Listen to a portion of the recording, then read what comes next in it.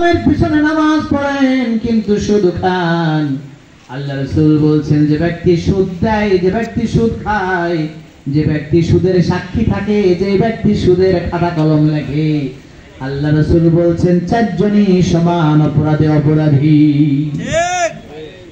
কি হবে সুদ খেলেন? আল্লাহ রাসূল বলছেন, আল্লাহ রাসূলের 12 রবিউল আউয়ালের আলোচনায় তো ইমামরা আলেম ভাই এগুলো আলোচনা করেন না, শুধুমাত্র আব্দুল্লাহ আমিন আবু তালেবের কথা বলে কান্নাকাটি করে। 40 বছরে আলোচনা হয়, 23 বছরের কোনো আলোচনা নাই। আল্লাহ রাসূল 23 বছর মানুষকে ভালো করার জন্য কাজ করেছেন, সমাজকে উৎকৃষ্ট সমাজে পরিণত করার জন্য কাজ করেছেন। আল্লাহ রাসূল মাকে ভালোবাসার জন্য সাহাবীদের পেছনে কাজ করেছেন, নারী অধিকারের জন্য কাজ করেছেন, অমুসলিমদের আমানত রক্ষা করার জন্য কাজ করেছেন। আল্লাহ রাসূল রাষ্ট্র প্রতিষ্ঠার জন্য কাজ করেছেন, বাতিলদের বিরুদ্ধে যুদ্ধ ঘোষণা করেছেন। এত সুন্দর সুন্দর পয়েন্ট বাদ রেখে 40 বছর আল্লাহ রাসূলের কেমন কষ্ট হয়েছে ওইটা নিয়ে আলোচনা হয়।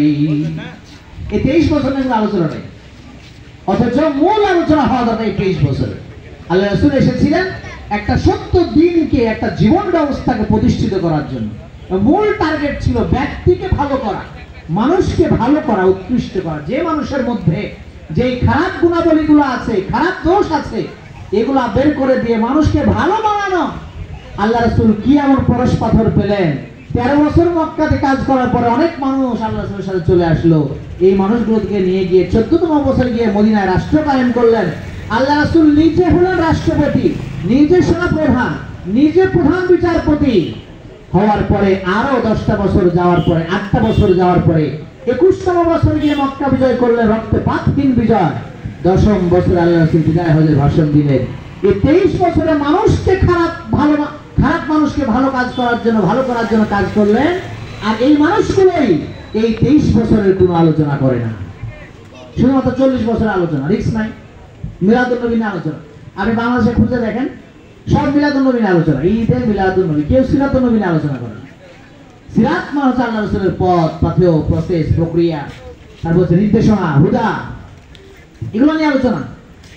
আল্লাহ রাসূলের সামনে একজন বললেন, হ্যাঁ আল্লাহ রাসূল, আমি এমন অপরাধ করি, অপরাধ থেকে মাপ পাওয়ার যোগ্য আমি নই। আমি মদ খাই, আমি মিথ্যা কথা বলি, আমি চুরি করি, আমি এই করি, আমি জেনা করি, অনেক কিছু করি। আল্লাহ রাসূল বললেন, এত কিছু তো একসাথে ছাড়তে পারবো না, একটা কাজ ছেড়ে দাও। বললেন, কি কাজ ছেড়ে দেব? আল্লাহ রাসূল বললেন, মিথ্যা কথা বলিও না, আর বাকিগুলা আস্তে আস্তে ছেড়ে দিও, এটা আগে প্রথম। এরপরে স্বভাব অনুযায়ী রাত্রিবেলা নেশা করে চুরি করতে যাচ্ছে, একজন মানুষের সাথে দেখা হলো, জিজ্ঞেস করলো কোথায় যাবা? আর কি বলবে?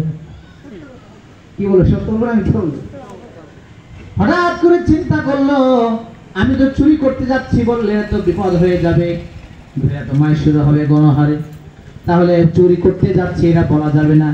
আবার স্মরণ হলো, আল্লাহ রাসূল তো আমাকে মিথ্যা বলতে নিষেধ করেছেন, কি করা যায়? একদিন ফিরে আসলেন, দ্বিতীয় দিন ফিরে আসলেন, তৃতীয় দিন ফিরে আসলেন। এইভাবে যতদিন তিনি খারাপ কাজ করতে গেছেন, ফিরে এসেছেন, আল্লাহ রাসূলের সাথে দেখা করেছেন, বলেছেন, হে আল্লাহ রাসূল, আপনি একটা অপরাধ ছাড়তে বলেছিলেন, এই অপরাধ ছাড়তে গিয়ে আমি হাজারো অপরাধ ছেড়ে দিয়েছি।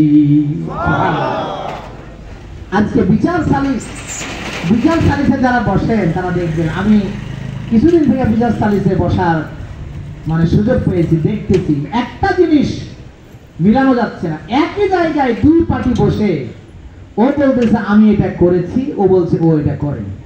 আচ্ছা বলো তো, দুইজনে কি সত্য হয়? দুইজনে কি মিথ্যা হবে?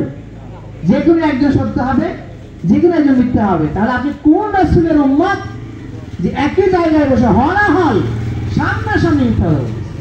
এটা বিচার আপনি কি করবেন? আমি গত পরশু দিন আমার কাছে একটা বিচার আসলো, একটা সালিস, একটা বিচার করে বললাম কি বিচার? বলে একজনকে আমি 1,10,000 টাকা দিয়েছি, কিন্তু ও বলছে তোর কাছে কোনো টাকাই নেই। এ বিচার কি করবেন আপনি? আর সর্বোচ্চ একটা বিচার করা যায়, প্রশাসনের হাতে দিয়ে একটা উত্তম মাধ্যম দিয়ে স্বীকার করানো যে টাকাটা নিয়েছি, দিতে দেরি হচ্ছে, নাকি বলেন? প্রশাসনও বিপদে আছে, কাকে পিঠে যার কে দৌড়ে চলে আসে। সম্মানিত উপস্থিতি, রাসূলের উম্মত হওয়ার মাধ্যমেই আমার এক দাদা ছিলেন, আমি গল্পটা সব জায়গায় করি, আমার এক দাদা ছিলেন, তো বললো যে দাদা, আমি বলতো দাদা, রাসূলের কথা শুনলে আমার চোখ দিয়ে পানি এমন ঝরে, পানি আর বন্ধ হয় না।